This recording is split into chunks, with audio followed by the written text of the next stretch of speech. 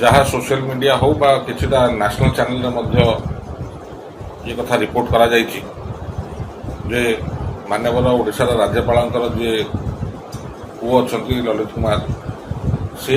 जड़े सरकारी कर्मचारी एएसओ ताकू से गाली गुलज करने सह माड़ मारिया घटना सामना को आसी एवं अत्यंत दुखदायक घटना कि जड़े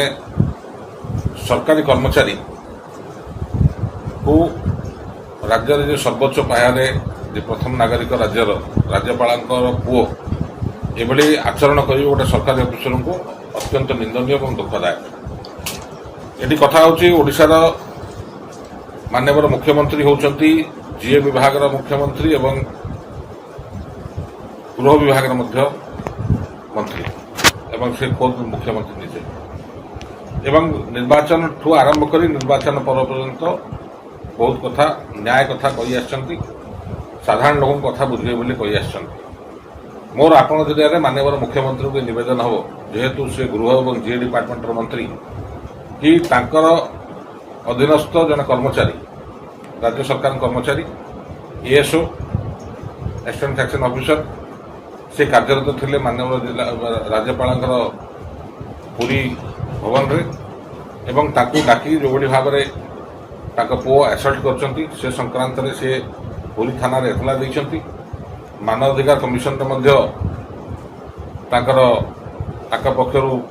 याचिका दायर कराई सी भी ग्रहण कर रिसीप्टा 7 तारीख रु आज होगला 13 तारीख ना ये संक्रांत एफआईआर देला पुलिस कौन पचरा उचरा कर से संक्रांत जहाँ धारावाहिक कार्यक्रम हवा कथा विधिवत कार्यक्रम हवा कथा पुलिस तरफ सेटा या पक्षर कारण कौन और रहस्य कौन जो कथा आप मत आगुरी पचारे ब्राह्मण पुओ माकड़ मांगले दोष ना जदि राज्यपाल सुपुत्र जदि सरकारी कर्मचारी को यह भाव दुर्व्यवहार करेंगे आक्रमण करेंगे मारधर करेंगे जदि राज्य सरकार शास्ति दे पार ना जो कथा कहर जनसाधारण को न्याय दिज्व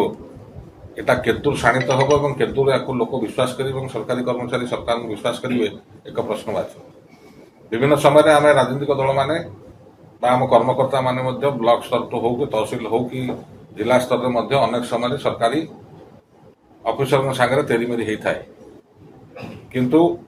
दृष्टांतमूलक भाव में जब भी यह घटना घटी चाहे जिलापाल हूँ चाहे एसपी हूँ तत्कालीन मुख्यमंत्री हूँ सबु विहित कार्यानुष्ठान ग्रहण कर अद्यावधि सरकार ये घटनावली चुप कहीं एक सन्देह सृष्टि कर सरकार का आचरण पर एक प्रश्नवाची सृष्टि कर जरिए माननीय मुख्यमंत्री निवेदन करी कि ये छोटिया कथा नुहे छोट कर्मचारी हो पारती कि कथाटे छोटिया नुहे तेणु ये जिनस को आखि आगे रखी कर्तृपक्ष पुरी एसपी को से हिसाब से निर्देश देवा दरकार डीजीपी ओडिशा निर्देश देवा दरकार ये विषय जहाँ कार्यानुष्ठान ग्रहण करा